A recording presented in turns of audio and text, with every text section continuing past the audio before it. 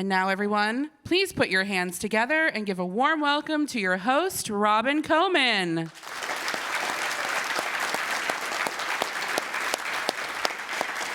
Thank you. Thank you so much. So glad to see everybody out here this morning. You're welcome.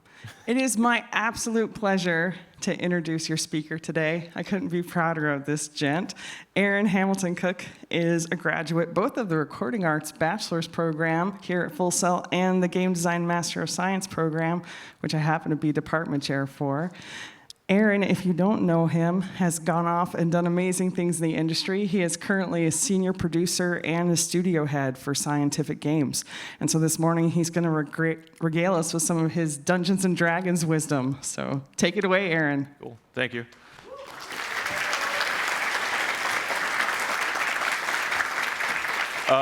So to kind of keep riffing on the, why am I qualified to even talk about D&D?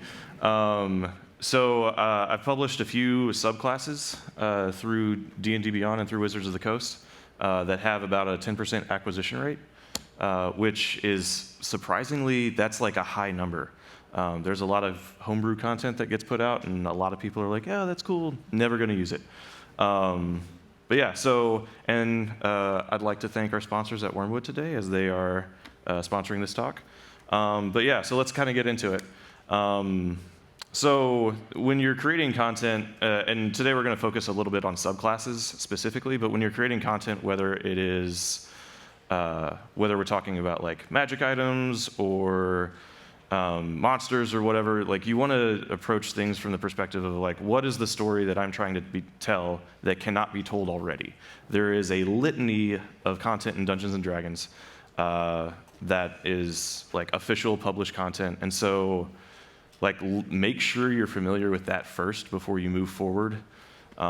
There's a lot of ways that you can, let's say you're trying to create a player option.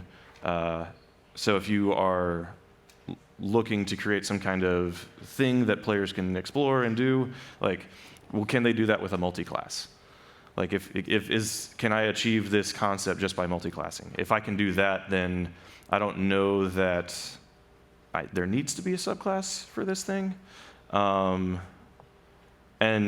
if there is a multi-class option, sometimes the classic example is the Eldritch Knight. It's a wizard fighter. And so rather than taking a dip in your hit points to have to take that D6 hit die, they just built it into okay, you can't cast as strongly, but you can cast some spells, you can do some abjuration magic, and you can also still swing a sword and be pretty hefty. So sometimes the answer is even though I could multi-class and achieve this, yes, this should still be a subclass. And then another thing that happens a lot is borrowing mechanics from other classes, and we'll get into that a little bit more later. But you can absolutely just piece together well, this subclass has this ribbon text, and this subclass from this other thing has this ribbon text. It'd be really cool if you just pieced those together, and that would make a cool thing. So you don't always have to reinvent the wheel. And by using something that's already leveraged and already established, players are familiar with it, DMs are familiar with it, and so they're more likely to authorize it in their home games, and players should have a more intuitive understanding of how these things work. So when you're going through, there's the how do I make this thing super powerful so that players want to play it, but not so powerful that DMs don't want it in their game because it's broken. And it's a tough question. Pause for tea.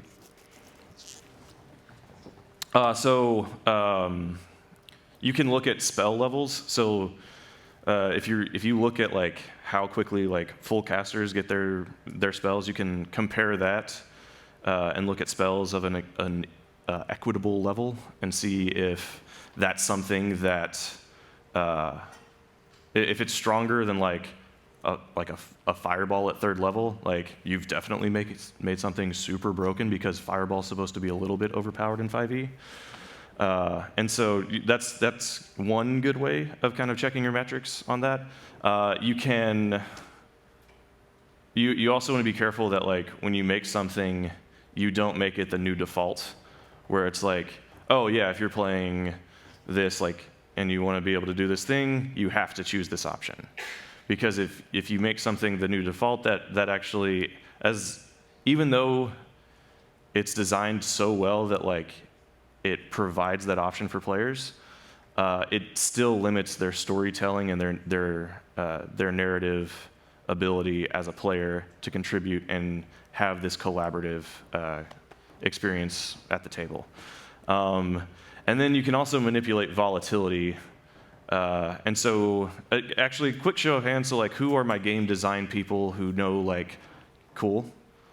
All right. So, for those who are game designers, who has had any exposure to, like, dice math and probability and has been through, like, Christina's class?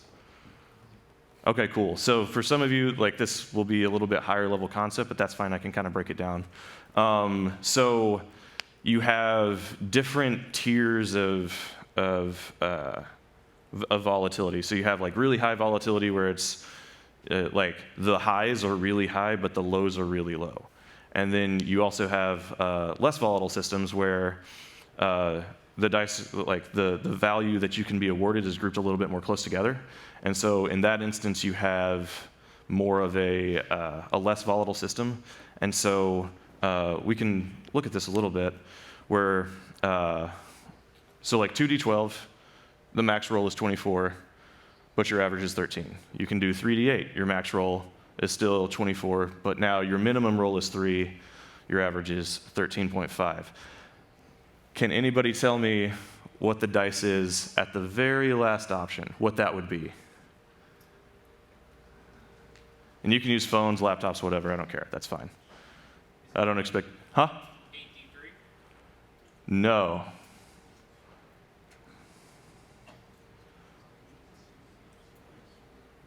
I'll give you guys a hint, it is combining two different types of die. Yes?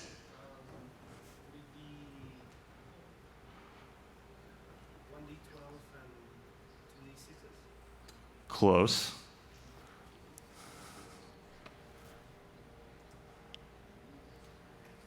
Yeah. Okay.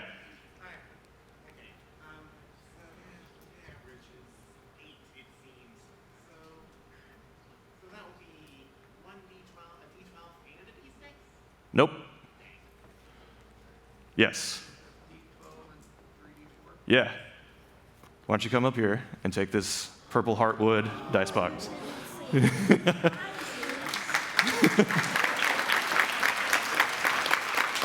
Yeah. But yeah, so 1d12, 3d4. So that gives you an average of 14. And you can kind of see with the distribution curve. This was put together using any dice. I actually had it in the description so that people could try and cheat, but nobody did, so that's cool. Congrats. But yeah, so you have, by using a combination of a more volatile die like a d12 and a less volatile die like a d4, you can round out the distribution curve so that you have the average happening more often and grouping the results more towards the middle. And you can apply the same concept when you're making content for any video game as well. Like, you can manipulate the frequency of things by adjusting how you lay out your tables and loot tables and whatever. But yeah, I thought that would take longer.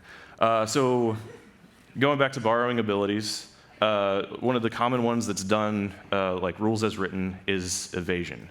So you have rogues, monks, and I forget what the other one was. Occasionally rangers. Yeah, who said rangers? Yeah, that's it.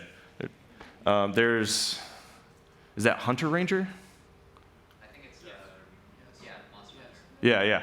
So you have all these different ways that you can get evasion as a player.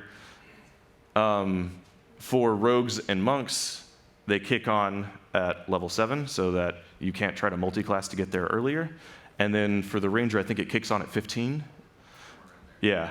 So that's the other thing you want to consider when you're borrowing abilities. You don't want to offer a shortcut to be able to get to something much more quickly.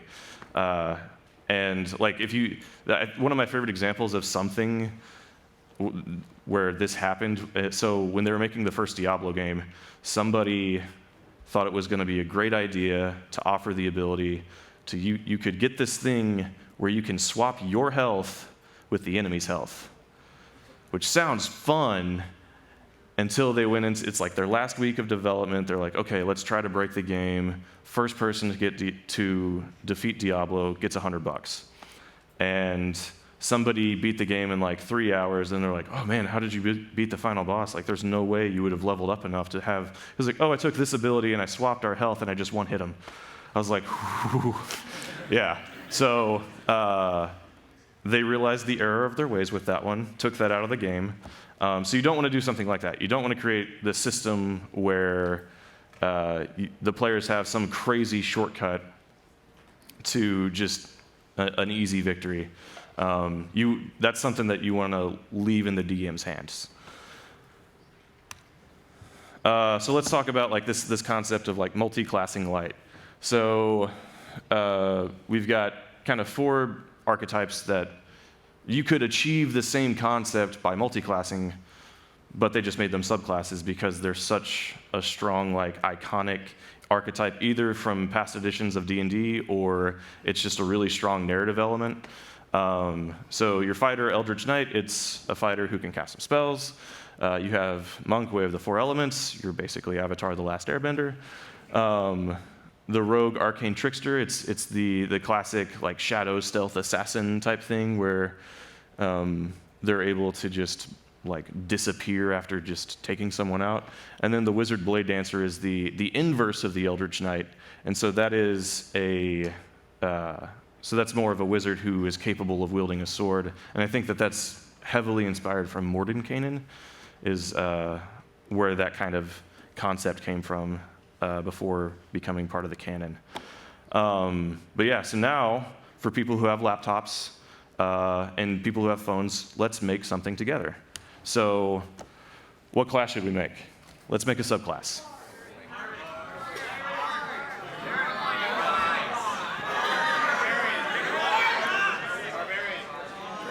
Okay, I hear a lot of Bard and Warlock, so show of hands for Warlock. Okay, show of hands for Bard.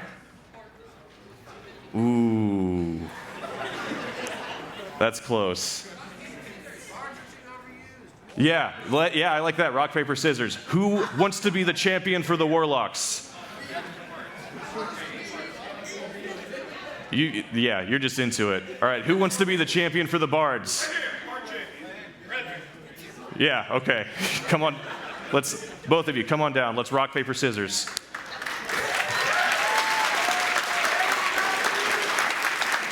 I should have brought dice. Had a roll off. Yeah, wherever. You are welcome. Yeah. All right. So face each other. All right. We're going to do best 2 out of 3. Winner. That's the subclass that we'll design together. All right. Rock. Here we go. Rock, paper, scissors, shoot. Ooh. Warlock's got one. All right. Rock, paper, scissors, shoot. Tie. Okay. Rock, paper, scissors, shoot. Oh, it's the Warlocks.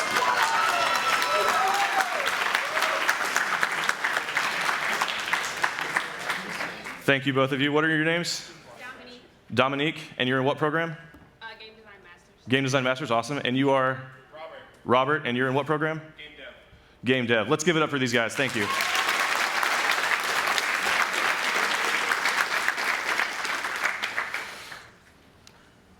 Oop. So let's make a Warlock.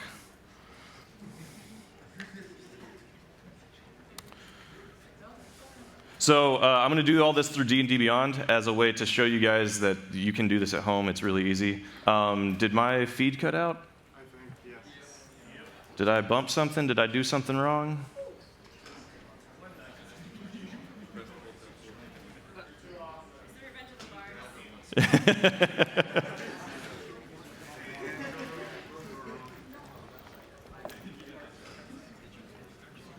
Let's do.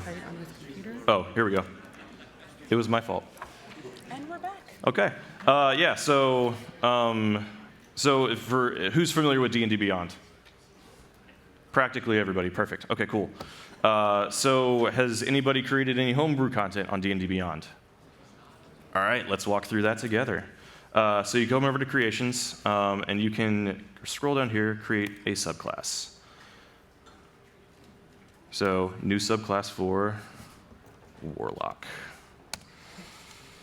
And then, do we want to create from a template or create from scratch? All right. Just that, yeah, that's totally unanimous. Cool. So let's talk conceptually. Like, what kind of narrative experience do we want to offer to players that they don't already get? So, what would be a good patron for a warlock? Yeah. In Evasion, there's this race of green spirits. The Kalashtar? Yeah. I'm actually talking about the quarry. You know, Oh yeah, the Quori? Yeah. I don't think they have anything close to. I've never seen them in 5th edition or anything. They have a race. Yeah, they have like the Kalashtar. That could be cool. Do a race restricted Quori. I like that. Are there any other ideas that people have right away? Like a kraken or a water creature. That could be cool. There's like the Kraken Priest monster that we could rip off of. What about like Jinn or other? A genie, that could be cool. You had one? Elementals, yeah, okay. Yes. I'm thinking sort of like a mental or psychic-based creature. What if it has like, it's a creature that, like the warlock believes it's another personality in them that gives them power, but in reality it's some sort of other creature that is providing them this power. That feels very Great Old One, but I like it. Yes. Lich, that kind of fits with the Undying, so that kind of already exists. Yes. What about what? A cat? That's interesting. I feel like that could be like Archfey, the Fiend, because like cats knock shit off of shelves. They could be like, they're fiendish. Yeah. Yes. Yeah. What about the illithid, the brain? Illithid, that could be cool. Okay, so we've got some cool ones. I like the Quori, I like the Illithid, and I like the Kraken. So show of hands for Quori. Oh, no love for it. I'm sorry, man. It's a cool idea. All right, Kraken. Already exists. It does? Well, there's one on, I believe there's one, yeah. Wait, what? Unearthed Arcana? Yeah. Okay, well, let's make it cool. Okay. So let's put that to the side. All right, Illithid then. Illithid. By default. Okay, yeah. Let's do the Mind Flayer. Cool. So, quick little description. And this is where you can kind of rip off stuff a little bit. So, if I go open a new tab real quick, and I come over and I look at, so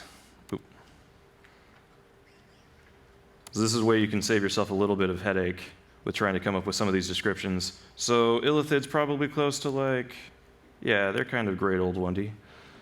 So don't make it harder than it needs to be. And then just tweak this. Is a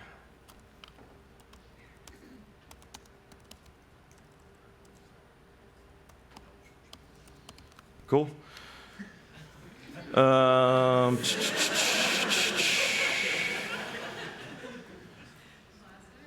Could be.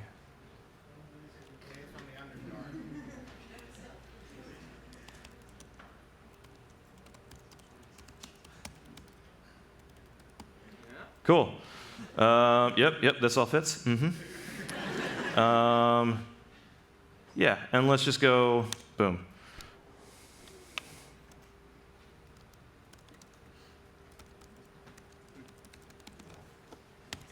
Cool. You will be food. I mean, you might be. That's actually like, that's a really strong patron that's just like vile. Cool. So again, don't need to make it harder than it needs to be. Copy, paste. And then spellcasting ability, charisma, can cast spells, yes.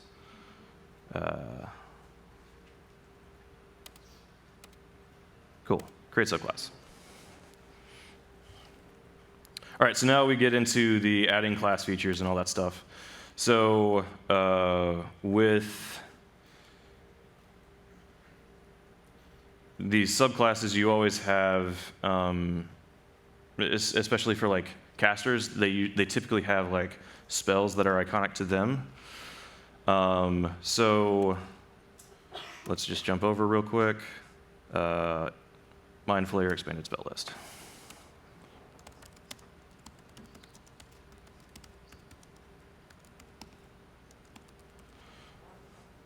Cool. And then again, don't make it harder than it needs to be.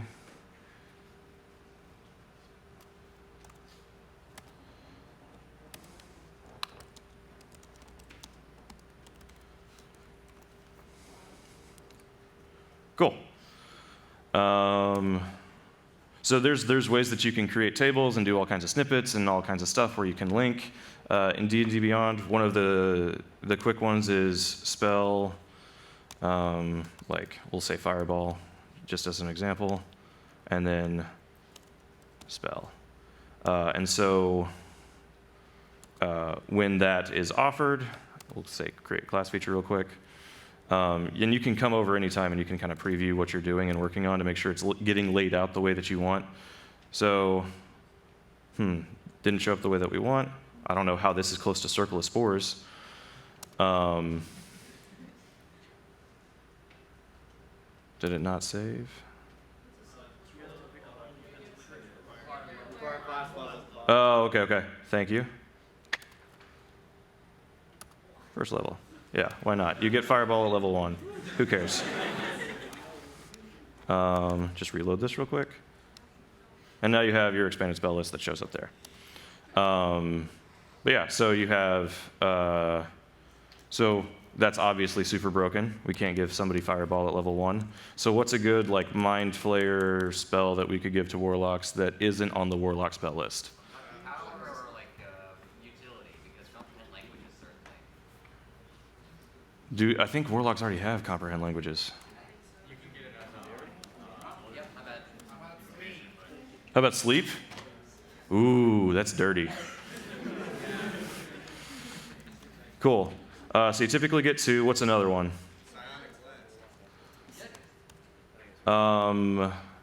That is either Unearthed Arcana or Homebrew. Since we're going through D&D Beyond, it won't accept that. But I like Psionic Blast. Oop. Sorry, what was it? Featherfall? Okay.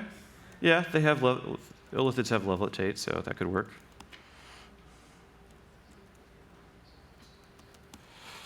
Cool. Right on. And then second level spells. Any thoughts on that? Crown of Madness? Wait, yeah, that one too. Yep. Ooh, that's a good one. Oh, but you can get that through an invocation. But then you don't necessarily need to pick up that invocation and freeze that option up. You can get Alter Self at like 15th level or something crazy. Oh, Enthrall? That could be good, actually. Is Enthrall second level? Fuck it is now.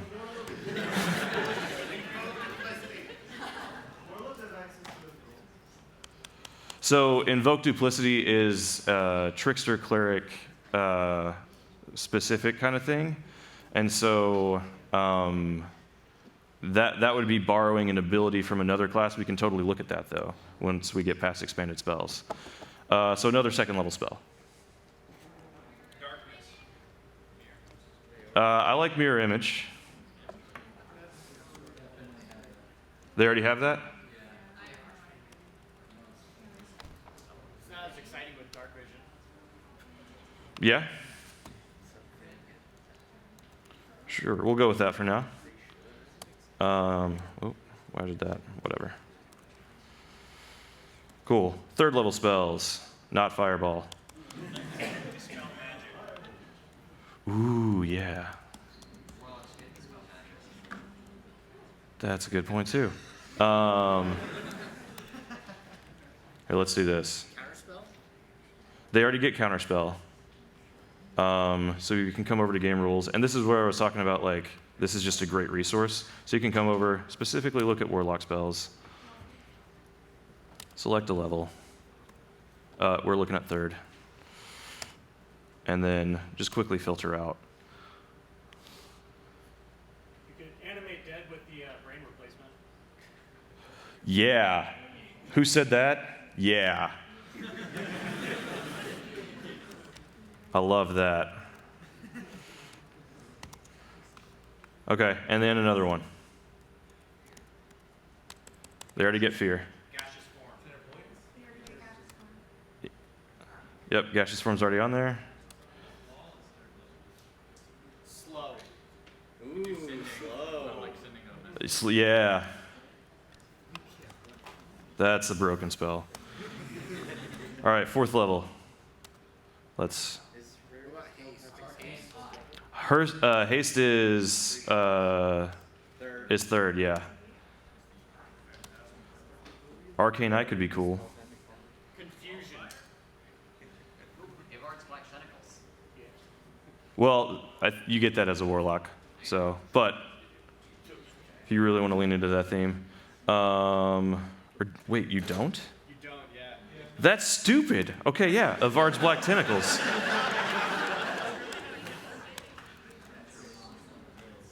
Is it Avard or Evard?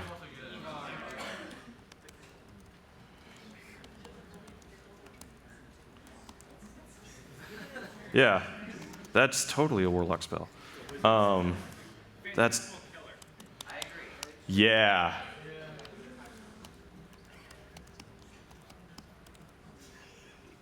Cool, and then the 5th level spells. Telepathic bond. Oh, I think they already get that, but that's a good one too. How about mislead?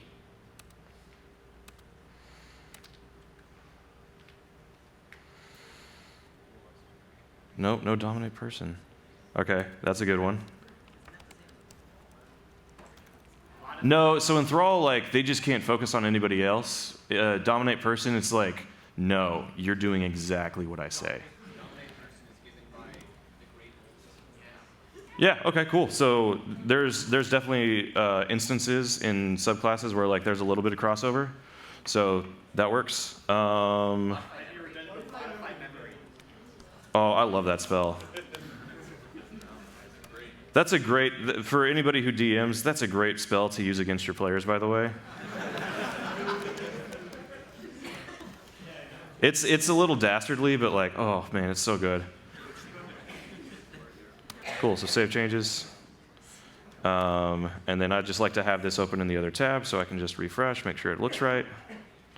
Tooltip not found, that's weird. That's probably it.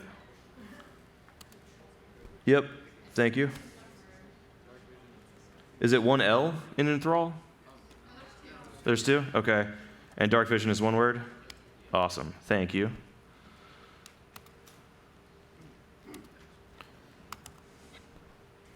Oh, no internet. You guys broke the game. Oh, it's working on connecting. Okay, we're back.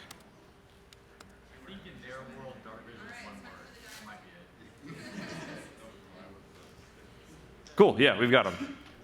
All right, so then just looking at other Warlocks, you get stuff at 1st, 6th, 10th, and 14th level. So what's a good 1st level ability for, let's borrow something. So let's borrow something not from a Warlock. Let's go with, Druid, yeah, let's borrow something from one of the Druid classes.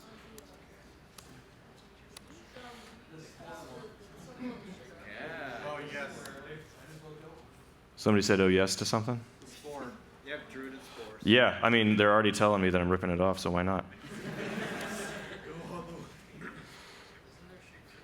Circle of Spores. Let's take, so here's the tricky thing. You don't want to give access to something that creates a shortcut. So, like when I made the Fate Weaver, I gave them a Fate die which is basically portent, but I only gave them 1, and it resets on a long rest. So it's like, if you really wanted to try and get it, you can kind of multi-class, but so we got to think of a way to reflavor this. You had a question, comment, or concern? Well, I don't know if it's an existing thing, but to riff on the Mind Slayer thing, perhaps if your abilities were stronger, if they were incapacitated. Okay. It's interesting.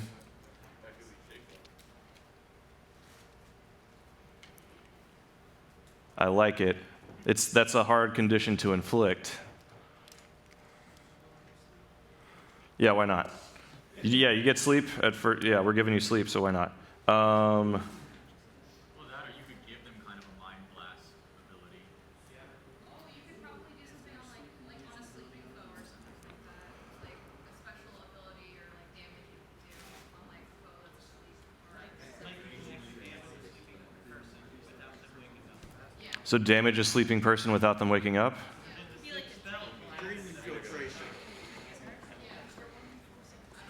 I have a crazy idea. Let's look at the Illithid and borrow something just straight from them.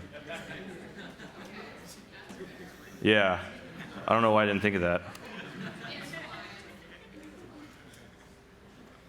So this is first level, so this would be pretty strong, but we can find ways to tamp it down. So let's look at just the Mind Flayer. You get tentacles. Yeah.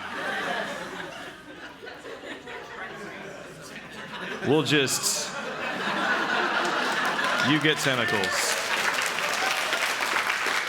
Again, don't make it harder than it needs to be. All right, so I think if I do this... Yeah. So add another class feature.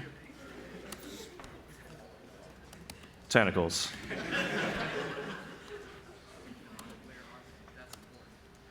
To quote, you get tentacles.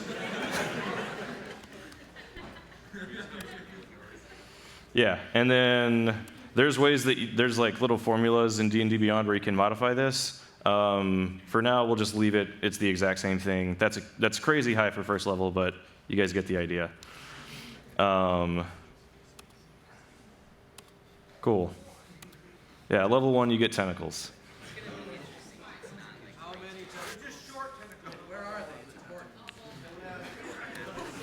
On your face. That's a good. That's a good distinction. Where do you get those tentacles? Yeah. Cool. So we need a 6th level thing. So if we jump back real quick and look at some examples of that. So like Hexblades get entropic, or no, this isn't Hexblade. This is Great Old One get entropic ward.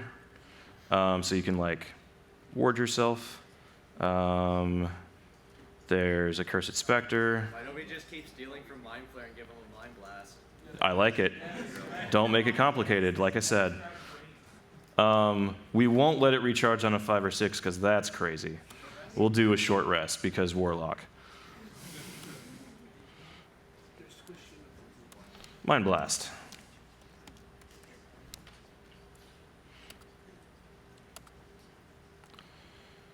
Recharge, short rest.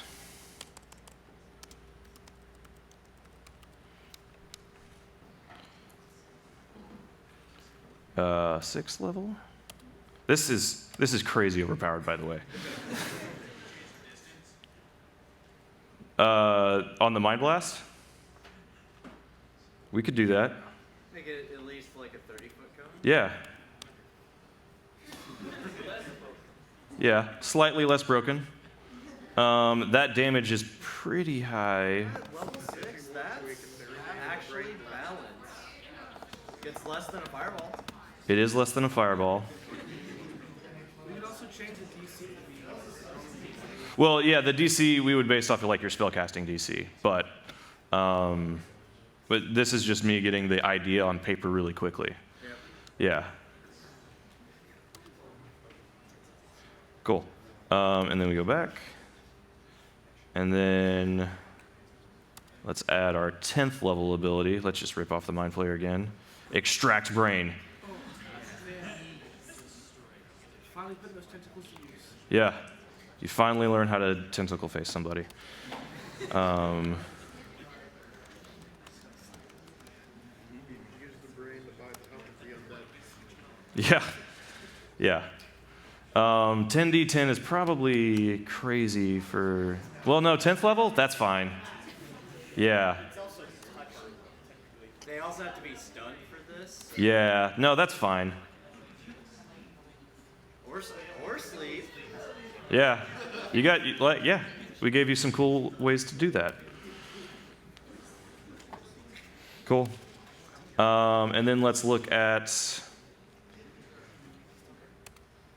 making our 14th level ability. Go up a mind flare.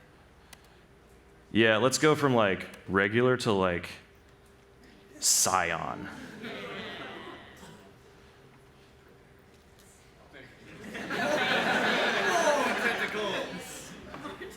How about magic resistance? At 14th level, just straight up advantage all the time.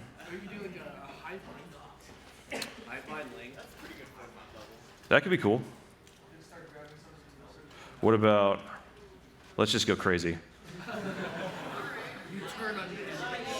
Paralyzing touch.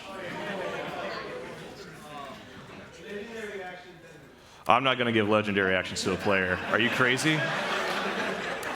Have you DM'd before? Do you know what madness that would be? Oh, man. That's exactly right. I already have the right star given legendary action. I don't need myself.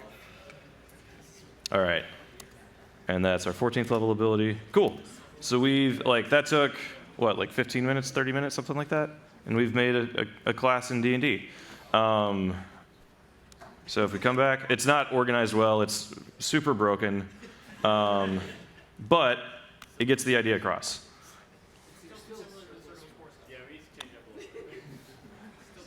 It's still similar to what? Yeah, I don't know why it's saying that. Because, like, if anything, it's similar to the Mind Flayer monster. Yeah. I don't know why it's doing that. Yeah, I'm not sure. So, this is one of the things where when you're doing this stuff, if you want to publish, you need to be mindful of, pun intended. You need to be mindful of like any copyright infringement you may be committing. So if you borrow something from somebody else's thing that's, let's say, published on like DM's Guild or something like that, you need to be really careful because that can put you in some tricky waters, or it just won't get approved. There's been stuff that I've tried to publish plenty of times that they're just like, no, we're not doing that because somebody else did a thing that's close enough that, like, if we put this on, it puts them in legal hot water. So, yeah, that's the thing to kind of be mindful of when you're going through and creating this kind of content. We did really good on time, though, guys. So we have a lot of time for Q&A. So questions? And then I'll jump back and throw my contact info on there.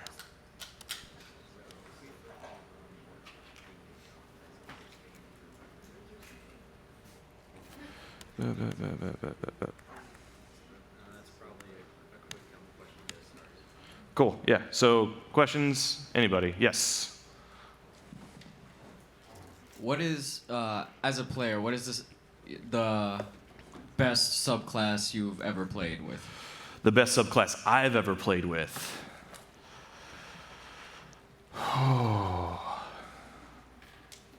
I think, so I made a Circle of Dreams druid who was just like, he was fucking weird. Like, his whole MO was like, he would make your life great for like a minute. But then like all of like the things would fade away and you're like, it's like a really tense combat moment and like, oh yeah, sorry, I just lost concentration in that because I wanted to cast this instead. Like he was just chaos. Yeah, it was a Circle of Dreams tiefling who I made him because they get thaumaturgy. Like I just had his eyes changing colors constantly, kind of like Alice in Wonderland, like when they, yeah. So I went for that because I was like, yeah, let's just make him weird. Next question. Yes. Well, we got mics so that the folks online can hear, but thank you. Yeah. You said that you've made other subclasses. Yes. What subclasses have you made, and where can you find them? So I have 3 that are on D&D Beyond.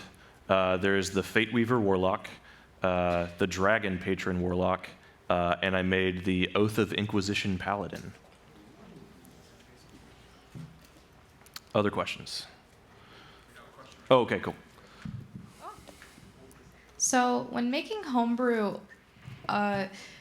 has there ever been something you've made and you thought it was really awesome, and you gave it to someone else, and they were like, "You can't publish this. This is too busted," or like, Yeah. "You any killed any of your darlings?" Tell us about one, maybe.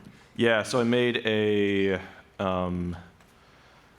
magic weapon. So are you familiar with the concept of exploding dice? So like if you max roll on a die, you get to re-roll and you keep the previous result, and so they can add and stack. So I made a great axe that had an exploding dice feature, and if you crit, then the amount of damage you do drops in gold, and I called it a battle tax. And I showed that because I work at a gaming company, so I'm surrounded by all these nerds and people who are really into D&D and stuff. And I showed it to another guy who DMs, and he was just like, "You can't publish this." And I was like, "Why?" And he was like went through and broke down all the probability and all the math, and he's like, "And imagine if somebody plays a half orc and they get to throw an extra die on there." I was like, "Oh yeah." He's like, "What if they play a half-orc barbarian and they throw?" And I was like, "Yeah, that could get broken real quick." I was like, "Okay, yeah." I thought it was fun though. Other questions? Hi. Hand, yes, okay. I'm Sabrina. I'm from Computer Animation. You said that whenever you're coming up with a subclass, a lot of times what you're looking for is you're looking for something that's not already there. Yeah. I play with a lot of different players who are super creative and kind of take what's already existing and just kind of modify it story-wise anyways. Mm-hmm. So where do you kind of decide where it's a missing element that can't really be modified, and kind of where do you drive from like, oh, well, this isn't really a fighter that I can just kind of twist the wording on and still use those abilities, but there's a fighter that's missing type thing? Yeah, so if it seems like they're jumping through hoops to reflavor something, then it's, okay, maybe here's an opportunity to create new content. If it's, if they've multi-classed in like 4 or 5 classes to try and make this concept work, okay, there's an opportunity. But if it's like, oh, I want to be like, I want to play samurai, but I want to play it this way, and it's just that's the way that character is played, then you don't necessarily need to create something new. It's more of like, it is the player having to jump through hoops to figure out a way to pull something off that's cool. Yeah. Yep. Mm-hmm. I have a question regarding DMing. Yeah. As a DM, how do you usually handle players who either first time or people who are just trying to goof around?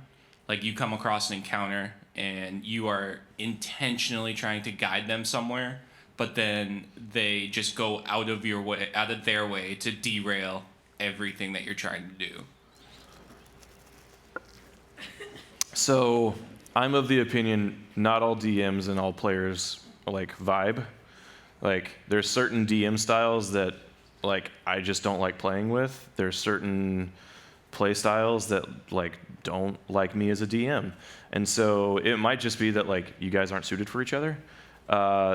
It could also be that like if they're new and they just don't get it. If you have more experienced people at the table, making sure that you kind of shine the light in their direction a little bit, so that they can see like, oh, this is how this is done. Because like you'll have people like I've got a bunch of new players. So full disclosure, I run a campaign of 12 people right now at work. Yeah. Yeah. And so we have a good mix of like new and old players, and I had a newer player that was like, I would like to use my persuasion. And it's like, okay, well, what do you say? He goes, oh, I thought I could just say I wanted to use persuasion. It's like, well, what do you say? And so like you've got players that don't necessarily understand that it's kind of like improv theater, and that you're just kind of like leaning into and being this character for that moment.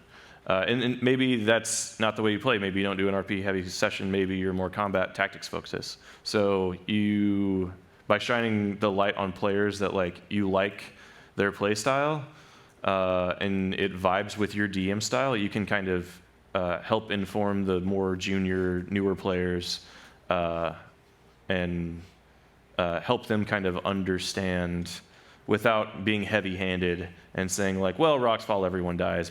You have to go this way, and not railroading them. Question: are you guys passing around mics? Okay, cool. Hello, I'm Dylan. I'm in computer animation, and I have a DM question. Mm-hmm. I have trouble sometimes making encounters that are challenging, but not like impossible.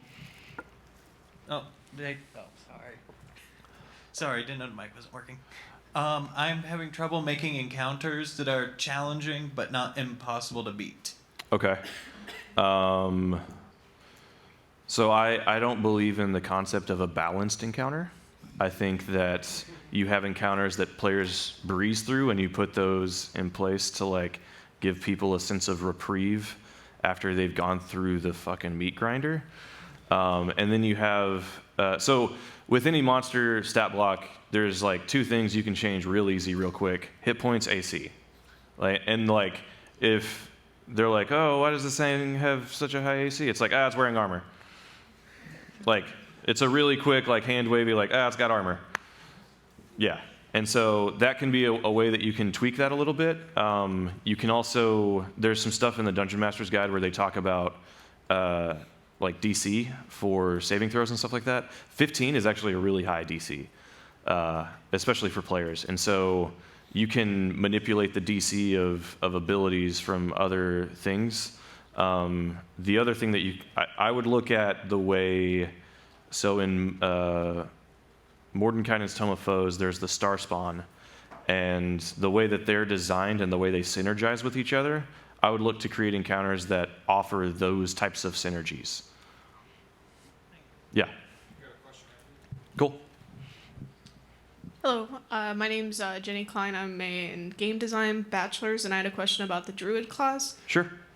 What would it be to, when you transform into an animal shape, what would it be if you were able to transform in like a monstrosity or like a plant-based, or what would that be? Would that be changing the class, or would that be like, could you make a subclass for that? I would say like if you want to offer that, that's like a spin on Circle of the Moon. So you could make something like that and offer that ability to players. I would make sure that you don't give them access to like too high CR level monsters, and just try to follow the same scaling as Circle of the Moon. Even with that though, like there's some crazy stuff out there that like, but by the way, like the Cragcat is easily the best thing to wild shape into, because you have like spell turning and advantage against all spell effects and everything, and it's a beast, and it's like a CR1, so you can do Circle of the Moon and take that at level 1 and just be like a mage's worst nightmare. But yeah, so there's some cool stuff, like rules is written just for Circle of the Moon, so I would look at that first and see if that can't offer what you're looking for, and if not, then I would just rip that off and reflavor it a little bit. And maybe instead of elementals at level 10, you can wild shape into monstrosities. Yeah. Yes. Hi, my name is Guilherme. I'm in computer animation. And my question is, when you're creating homebrew content, do you usually focus on the narration and the lore content, or do you focus on the statistics and the like the dice you play, or like the power, the raw power of it? No, yeah. So I start with the narrative. So I try to make anything that I'm making, I want to make it fit in a published setting. So like Forgotten Realms, Eberron. I want to make sure that it feels like it belongs in that setting. And so I've put stuff as just like a little header, like this works well in Eberron, this works well in Dragonlance. And so that can be one way that you can approach it. But I like to start with narratively, what am I trying to offer players? And then, okay, that seems, I've got the feel of what should be happening. Now let's start messing with dice and volatility and probability and all that stuff and figuring out how to tweak the power level. And if you're trying to like sell stuff on like DM's Guild, you want to make stuff that's like slightly overpowered because people will want to buy it. And if it's just like so subtly overpowered that you have to like sit down and do math and like do probability equations and stuff to figure out how overpowered it is, then it's subtle enough that a DM will be like, yeah, I'll allow that in my game. Yeah. Got a question back here? Yeah. Hi, my name is Jeremy, Creative Writing Program. My question's a bit of the opposite from a buddy over here. I'm kind of a first-time DM playing with a bunch of people who are significantly more experienced than I am. Like this? All right, sorry. Yeah, people who are significantly more experienced than I am. I'm still sort of figuring out this whole DMing thing. Do you have any advice for that? Yeah, so here's the thing. Like, players don't know that you didn't have everything planned. And so, like, there's been so many times where, like, I've done something and, like, set up this whole little adventure that I thought would be really cool, and then somebody's like, oh, I think this is what's happening. I was like, that's cooler than what I wrote. We're going with that. We're going to do that thing now. And so, like, being flexible and figuring out how to think on your feet, I think is really where you'll be fine. I also have, I mean, with a group of 12, there's stuff that I rule wrong on all the time just because, I mean, there's a ton of rules. And so I don't think that the job of the DM is necessarily to, it's not your job to know all the rules. It's your job to be kind of like a fair arbiter and adjudicator. And so there's been times where like somebody's trying to do something and I'm like, I don't think that's how this works. Tell you what, roll a percentile die, I'll give you 50-50 odds. And like we'll just go with this for now. I'll look it up on the break and we can retcon whatever we need to. Have we passed out a mic? Are we passing it out now? Okay, cool. Hello, I'm Connor Douglas of the Game Design Bachelor's Program, and I want to know, what's your opinion on character death? Like, under what circumstances should you kill a character off? Because, like,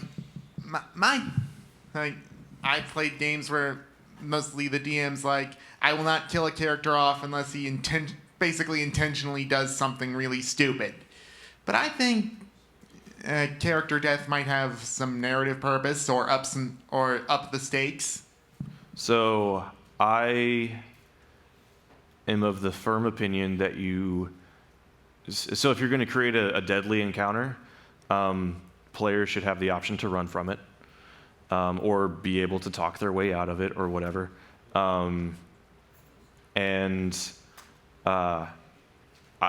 If somebody dies, like they kind of, if I have a player die, they did that to themselves because I very clearly try to lay out, like, this is going to be a tense fight. You're going up against an Ulatharid with the Eye of Vecna. Like, this is not going to be easy. I'm kind of a jerk for setting this up, but this is what you're up against. Yeah, and so I don't just like surprise them with like, okay, I know you're third level, but purple worm just comes up out of the ground. Like, that's crazy. So taking the time to like make things that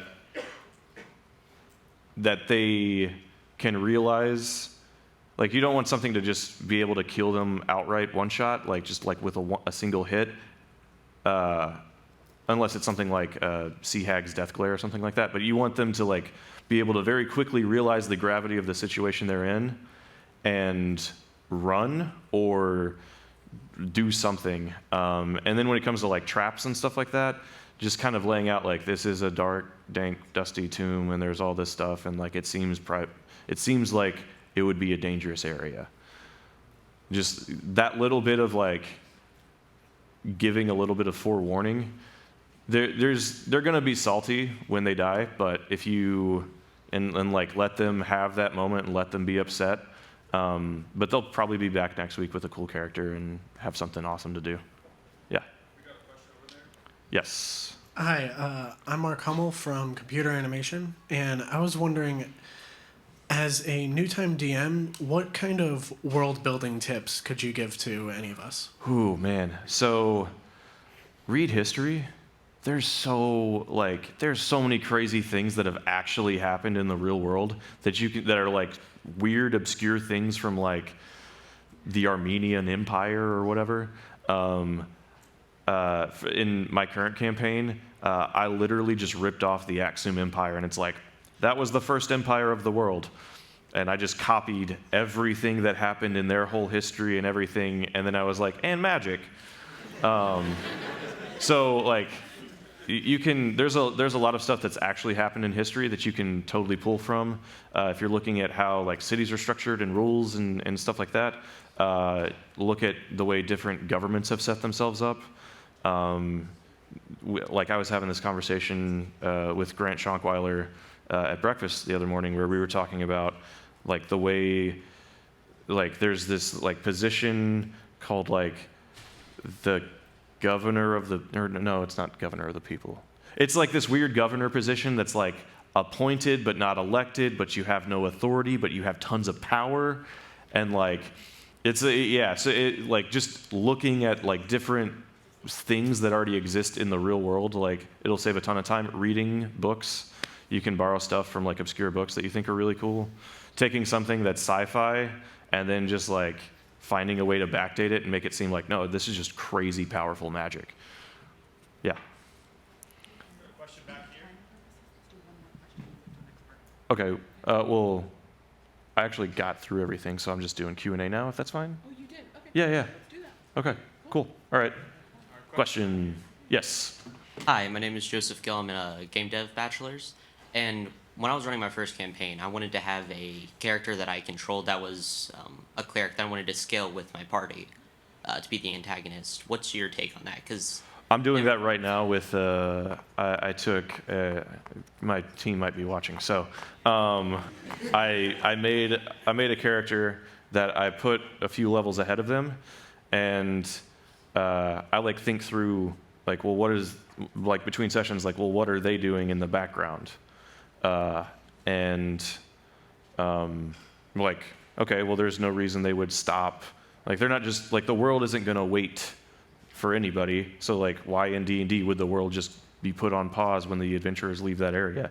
Like, things are still going to be going on and occurring. That antagonist is still going to be going around and working towards whatever end that they're trying to accomplish.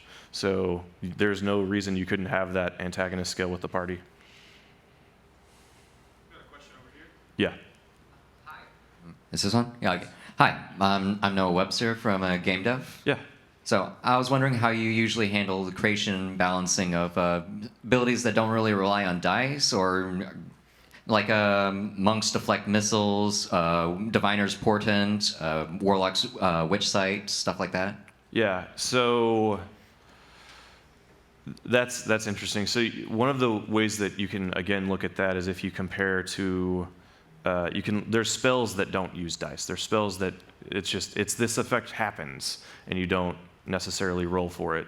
And so you can look at those things and, okay, well, how powerful is this? How much? And I think like some of the greatest examples of that are like divination spells like scrying and arcane eye and stuff like this, where they can be used for like this tactical recon kind of thing, where if you're trying to make something that kind of like goes with that, it's like, okay, well, did I make this super broken? Like how much impact does this allow them to have? There's a lot of stuff with bards that you can look at where they do things with, they expend, say their bardic inspiration to not necessarily inspire somebody, but to do some other kind of effect. And so there's different things that you can pull from and draw from. The other thing too is like with any of this stuff, with any game, I mean, like all of these conversations that we're having about this transcends Dungeons and Dragons. It goes into making MOBAs and MMOs and like little single campaign things. So, but yeah, you can totally you have to get players in front of stuff and have them play things, and that's where you're going to get your best feedback. Yes. Hey, my name is Dylan Darth Raider, and I am of the.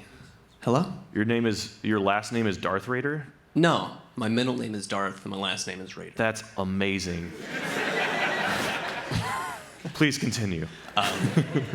I'm from the Game Design Bachelor's, and I wanted to ask, what experience have you had outside of D&D designing for pre-existing systems, and what did you learn from those experiences? A lot, actually. So like, whenever you go work at a company, you're not gonna get to do your thing right away. There's tools that are already in place. There's all kinds of stuff and tribal knowledge that's been established, and you kind of have to play ball for a really long time in your career before you get to like make something new. And so one of my first gigs was with this company in town, Design Interactive, and I was actually designing scenarios for combat training. And so there's a lot of this same stuff applied, where I was like looking at other scenarios that people had built, making sure that I wasn't putting something in that scenario that we were building out for whatever training purpose that had already been accomplished by another training scenario, so that when we were creating our content for this training platform, that it had a lot of breadth and a lot of utility to the people who had contracted us. Yes. Hello, my name is Eduardo Sarmiento. I'm in the game design master's degree. Speak up. Okay. I've been DMing for about 3 or 4 years at this point, and very early on, I had a lot of players that had a lot of experience, and I had a very good friend of mine who refused to play anything that was not homebrewed, and I was his friend, and I allowed him to do a lot of stuff. Like at one point, he was level 3, and he was essentially Iron Man. Mm-hmm. And after that, I am a little bit more restrictive when it comes to homebrewed stuff. I just can't seem to find a line. Like I have a lot of parties that have nothing that is homebrewed, and then I have some people that just want to do like really crazy stuff. And how as a dungeon master, how do you decide whether or not something is balanced? So I don't even worry about balance to start with. I start with, okay, you want to play this homebrew class. Why do you want to play this homebrew class? Like what narrative thing are you trying to fulfill by playing this? And like I did this with one of my players. He wanted to play this homebrew thing that I was like, I'm not familiar with it. I don't want to take the time to learn it because I've got a job that I've got to do on top of planning a campaign for 12 people. We talked through it, and I was like, oh, like that's totally this cleric subclass. Like you could just play that. So you could start there just to make your life a little easier. But if it's like, no, I really want to do this, and it kind of fits outside the mold of things that don't already exist, I would go through and like, so let's say they're playing a cleric as an example. Go look at all the other cleric subclasses. Does it hold up? Is it like way more powerful than other cleric subclasses? If it's a new class, I would take a look at. You can start with the hit die.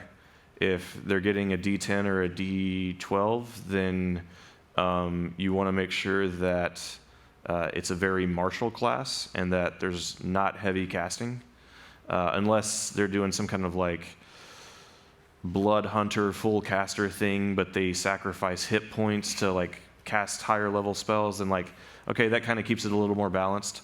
But yeah, it's a lot of like taking the time to like compare and understand like, okay, what proficiencies do they get? What weapons and armor do they get access to? What kind of spell levels do they get access to? Are they restricted from so like the Arcane Trickster is a great example. Like they only get like illusion and enchantment magic, and so like that's a way that they've kind of like reined that in. They get a lot of spell casting ability, but it's restricted to those two schools of magic.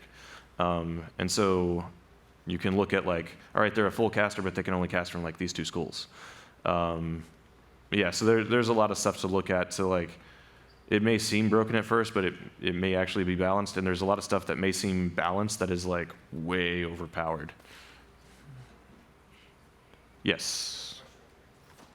My name's Ruben, Game Design Masters, and my question is, when introducing new players to D&D, is it better to just have them stick to one of the base classes for their first character, even if they might not be fully into that exact class, or go the extra mile and create a subclass that tailors to their like exact taste, even though it might be more complicated to use or unbalanced? I don't think I'm very against the like, oh, you're new to D&D, you're going to play a fighter. I have somebody who's playing D&D for the first time in our campaign who went druid. And for people who don't understand how crazy that is, you're a full caster who has access to all of your spells, so you need to understand what all of your spells do so that you know what to prepare, and you can wild shape into any number of beasts. It's like it is the most options you can have as a character at any time. So I don't think that you should limit players in that way. The way that I like to do something is, it's a new player, I'm like, okay, so you're walking, I was like, all right, well, let's just do it this way. If your character was walking through the woods and they heard like a twig snap behind a tree, like what would they do? And if like, they're like, oh, well, I guess I'd go look at it, see what that was. It's like, okay, you walk around and you see a goblin holding a short bow about to shoot you. What would you do? And they're like, I don't know, do I have a weapon? It's like, I don't know, do you? And so that can be a way that you can help them figure out what they want to play if it's their first time playing. Yeah. Hello. What's the funniest thing that's happened to you on a campaign? Oh, man. My party is weird. They go off the wall. Like I've got a player right now. He's a divination wizard. He's playing a 16-year-old girl, and he's like this large burly man. We've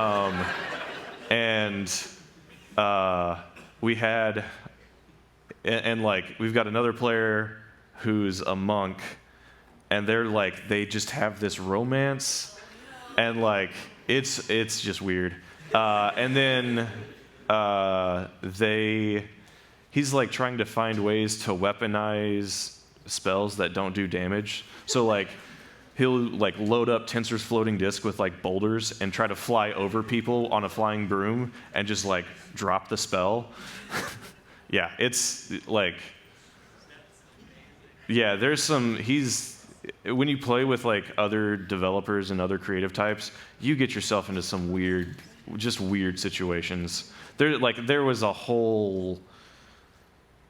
They just like went on this whole path that I didn't even expect, that I'm just like, oh, okay, this is happening now. Yeah, I can't even think of like the funniest. There's been times that like I've had to like put my face in my shirt because I'm laughing so hard that I like am starting to hyperventilate because of the shenanigans that they're coming up with. Yeah. Hi, my name is Austin. I'm in the film degree program. What are some house rules that you're a fan of? Ooh, so my favorite one is if you roll a nat 1, so you being the players, the monsters, whatever, if a nat 1 is rolled on a saving throw, it crits. Because there's no, like, if you're using Sacred Flame, there's no way to ever crit with that ability. So if they roll a nat 1, it crits. I love that one. That's probably my favorite homebrew rule. And then there's a few things that I'm just like, there's been a few things where I've been like kind of hand wavy in the moment, where it's like, yeah, you're a monk and you're riding a horse. There's no reason you couldn't channel your ki to put Step of the Wind on your mount so that you can move like, fine, yeah, sure. I don't care. Yes. So I'm DM in the film program. As someone who... Oh, sorry, we gotta wait for mics. Yep. I forgot. My bad. So as someone who who good. plays DMs and like loves D&D, what would you consider to be a good way to get into the industry of like either trying to work in RPGs or work at Wizards, or even just get your content out there more, like to try to... Yeah, so the cool thing about the homebrew market is if you consistently publish good stuff, like you can make I know a few people that make a decent living just publishing through DM's Guild. And they'll put out a lot of like pay what you want stuff, but then they have some stuff that they've poured a lot of time into, and so they'll be like $5 for this, $10 for this, whatever. So that is one way to get into that. I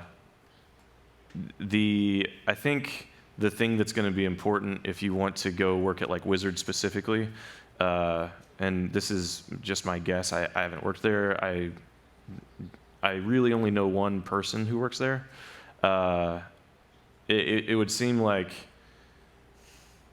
you really need to understand the content, and that like their content, you need to understand like the difference between, like I think somebody was talking about they have like this design test where they give you this thing and they're like, okay, how do you, like you have a manticore and this thing, like design an encounter using these building blocks that we're giving you. And there's people who like don't understand like the manticore and like how, like if you look at their stat block and like their intelligence and all this stuff, how they should function, especially if you read like the ribbon text about like what they do and their whole deal. And then they designed this thing where they're treating a manticore more like a sphinx, or it's this like, and it's like, no, that's not, like it's not a guardian to some, it's like this horrible monster. So understanding their content and knowing and like being familiar with ways that you can tweak things, because there's a lot of like if you look through any published adventure, there's a lot of like, this NPC is an archmage with the following changes, and so like they just swap out some stuff in their spell list to flavor them towards whatever thing they're serving in that narrative. Or this NPC is this thing with the following changes, and it's like they have higher AC and better weapons and whatever because they're more of like this burly fighter. So understanding like where you can change stuff would be important if you want to go work at Wizards, but I don't know if that really answered the question. That's a tough one. Got a question right there. Yeah. Hi, I'm Kenneth. I'm in game art at the moment. My question is, how do I deal with a DM who likes to screw half the group and then reward the other half? I'm in a campaign right now where he rewarded one person to be a lich, another one is a mummy lord. I'm just a lowly bard trying to get through, and I get screwed every chance he gets. So this is the great thing about D&D, is it helps build these soft skills that you need for the workplace. And so I would approach him and be like, hey man, what's up? Like, do you just not like my character? Do you not like bards? Like, what's the deal?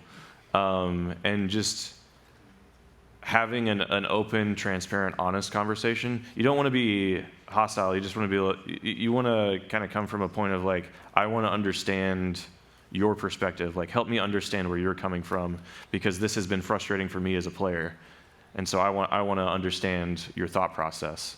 And if you're genuine in that approach, I think you'll find that most people will be pretty cool with like, oh yeah, like well this was what I was trying to do and everything, and they'll be forthright with you. And it might just be one of those things where it's like, that's not like, you're not a player that it works with that DM. Like I've played with DMs that like we just don't gel. It doesn't really work. Like I have a certain style of play, they have a certain style of DMing, and they just kind of butt heads and they don't jive together. Got a question right there. Yes. Hi, my name is Andrew Brown. I'm a film production master student here, and is it not? Can you hear me now? Yeah, I could hear you before. I think it's more for the online folks. Okay, well, I'm Andrew Brown. I'm a film production master student, and I was wondering if you could talk a bit about your process after things have been got in the publishing process. I'm trying to think of a phrase. in the publishing process, like after they've decided they're potentially publishing it, what was it like for you? So the first thing I did when I get content published or I'm getting ready for publishing, I send my stuff out to, like, I just blast it out there and say, I'm just looking for feedback. And there's some people that give feedback, and I'm like, well, that's not really what this is. And so for those ones, I'm like, thanks for the feedback. I really appreciate it. I'll look to include that in version 1.1 or 1.2 or whatever. And then there's some people that come in and they're like, hey, you have spelling errors here. And I'm like, oh, fuck, thanks. Like, that happened today. And then there's been times where people are like, they point out something like that I just hadn't even considered, where I have something that is way too volatile, or I have something that's not volatile enough, or hey, this other, like, you borrowed from this other thing and you can actually, like, it seems like this is what you're trying to achieve. You should have the wording be more similar to what is going on in that ability.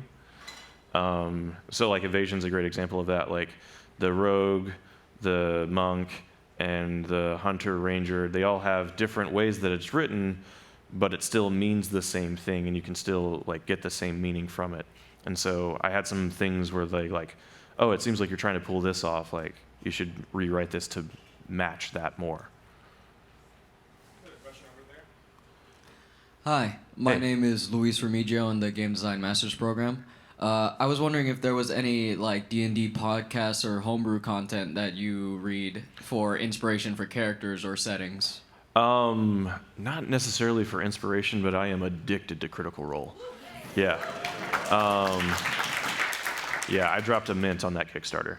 I was like, yes, make this happen. Yeah, so big fan of Critical Role. I really enjoy, I have to be in the mood for it, but the McElroy brothers with Adventure Zone, like, they're just hilarious. Like, they've got a wizard named Taco whose quest is to find the answer to spicy Tex-Mex. So, like, yeah. I think I draw more inspiration from things that aren't related to D&D when I'm creating content than I do stuff that is. Like, there's been times where, like, I've watched a movie and I'm like, that's gonna be a character, and I, like, pull out my phone and, like, start jotting stuff in Trello. But yeah, yeah. I think I find more inspiration from things outside D&D than I do things within D&D. Where's the next question? All right, we got time for one more question. Okay, cool. So you have to make it good, because this is the last question. So no pressure. Awesome. I'll do my best. When it comes to balancing things like not just in D&D, but things that are like chaotic, like wild magic, how do you do that when the player and the DM neither have control over that? Like, that is a completely dice roll based. Yeah, so you want to look at wherever, because you can do it with like a D20, D100, D12, like whatever table you lay out. You want to make sure that, and this is like a blanket approach, this is a rule that can absolutely be broken. You want to make sure that the low result is relatively boring. So your medium result, so like your 50% mark, is going to be kind of run-of-the-mill, very average experience. Your low results are either boring or underwhelming, and your high results are just bonkers. And like, yeah, and there's some really cool stuff that you can do with kind of laying those things out. There's a lot of tables that have been generated in all, like, there's been a ton of different, like, approaches to Wild Magic Surge. There's one where, like, you roll a D100 to see, and then you roll a D20 to see, like, which, like, intensity of this effect you get. So you can add some control in that way by, like pushing something even further out there. So, like, on a 100, this happens, but you also need to roll a D20 and get a 20. But otherwise, it's like you get this on, like, 1 through 10, this on 11 through 15, but then, like, this stuff is absolutely insane. So that's one way that you can kind of rein that stuff in. You have to understand, though, that if you're creating a random system and you're using an RNG system, whether that's rolling percentile die, whether it's an RNG in your game, like you're actively giving up control to allow something interesting to happen. So if you're creating your own tables and you're creating whatever thing, like don't put something in there you don't want having happen. Yeah. Cool. Well, I think that's it, correct? Yes. All right. Thank you, everybody. Thanks for coming out.